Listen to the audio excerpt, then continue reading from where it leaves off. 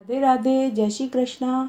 आज मैं आपको गंगा दशहरा की एक पौराणिक कहानी सुनाने जा रही हूँ। एक बार एक गांव में 5 भाई रहते थे। माता पिता की मृत्यु बहुत पहले ही हो चुकी थी। 4 भाइयों की शादी हो चुकी थी। उनके पास एक थोड़ी सी ज़मीन थी जिस पर चारों बड़े भाई मेहनत मजदूरी करते थे। लेकिन छोटा 5वां भाई पूरे दिन मटर गश्ती करता रहता था, कोई काम धंधा नहीं करता था। उसकी चारों भाभियां उससे चिढ़ती थी। जब तक बड़े चारों भाई खाना नहीं खा लेते तब तक भाभियां अपने देवर को खाना नहीं देती थी। कहती थी काम के न काज के 2.5 सेर अनाज के। हम सब पूरा परिवार 2.5 सेर अनाज खाते हैं और तुम अकेले ही 2.5 सेर अनाज खा जाते हो। तुम्हारे क्या हाथ पांव टूट गए हैं? कमाते क्यों नहीं हो? एक दिन यह लड़ाई बहुत ज़्यादा बढ़ गई। उस दिन 5वां भाई घर छोड़कर चला जाता है। चलते चलते वह गांव के बाहर एक नगर में पहुंच जाता है।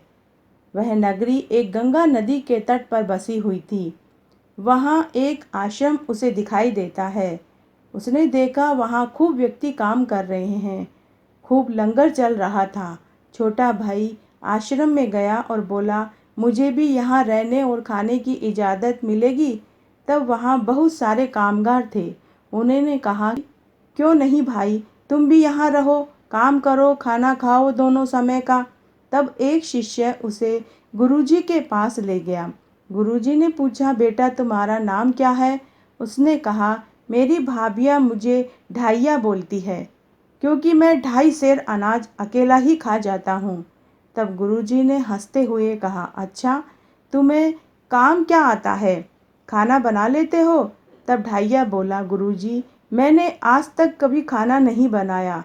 तब गुरुजी ने कहा, कोई बात नहीं, तुम रोज़ सुबह शाम आश्रम में झाड़ू लगा दिया करो।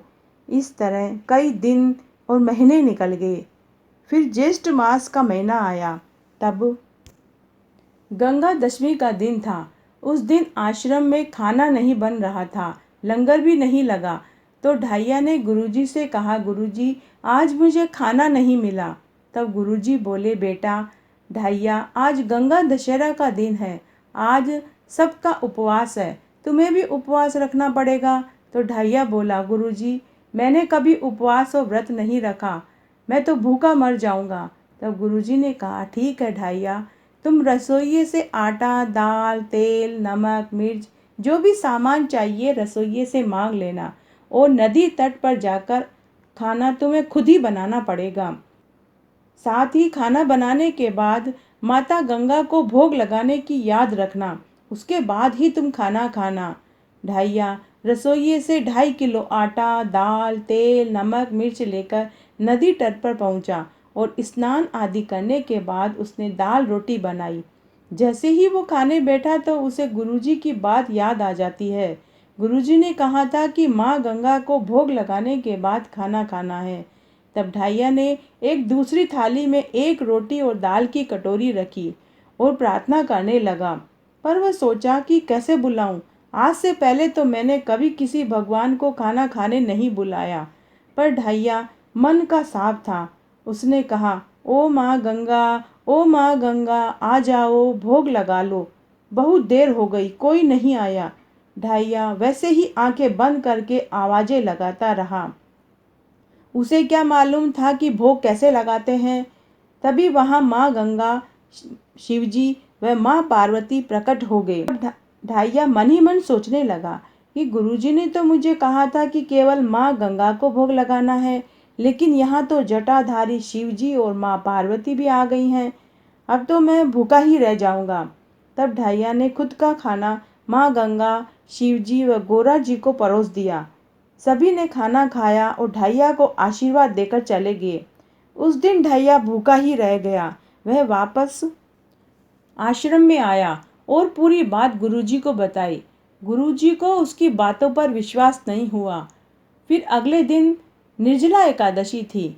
उस दिन भी आश्रम में खाना नहीं बना, सभी का उपवास था।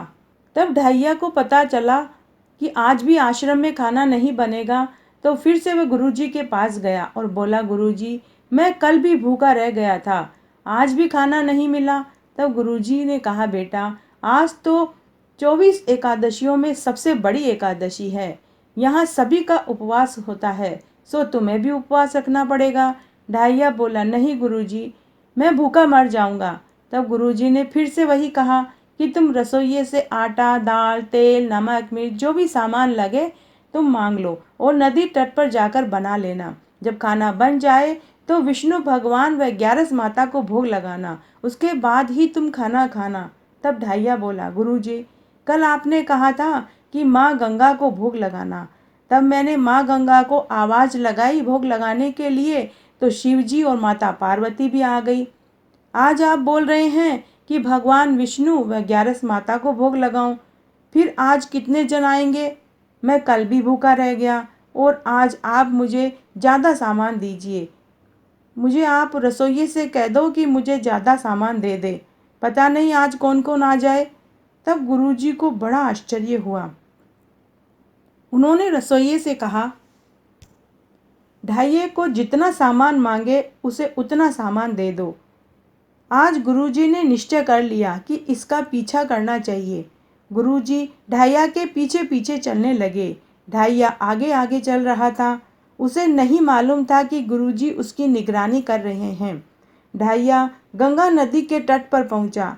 सबसे पहले उसने स्नान किया, फिर खाना बनाया, फिर वह आंखें बंद करके बैठ गया और बोलने लगा, हे माँ गंगा, हे विष्णु जी, हे ग्यारस माता, शिव जी, पार्वती जी, आ जाइए, खाने का भोग लगा जाइए। तभी वहाँ एक देव विमान आया। उस देव विमान में से शिव और पार्वती जी, विष्णु भगवान व लक्ष्मी जी उतरे और फिर गंगा नदी में से सफ़ेद वस्त्र धारण किए हुए माँ गंगा भी प्रकट हुई। तब ढाइया फिर से मन ही मन बोला कि जब मैं माँ गंगा को बुलाता हूँ तो माँ गंगा के साथ में शिव और पार्वती जी आ जाती हैं। आज मैंने माँ गंगा, शिव जी और पार्वती जी व विष्णु व ग्यारस माता को बुलाया है, तो माँ लक्ष्मी भी आ गई हैं। मुझे तो आज भी भूखा रहना पड़ेगा। चलो कोई बात नहीं, आज भी मेरा व्रत ही सही। अनायास ही उसके 2 व्रत हो गए, एक गंगा दशहरा का और एक निर्जला एकादशी का। तब ढाइया सभी को पत्तल दोने लगाकर खाना परोस देता है। सब खाना खाते हैं और ढाइया को ढेरों आशीर्वाद देकर चले जाते हैं।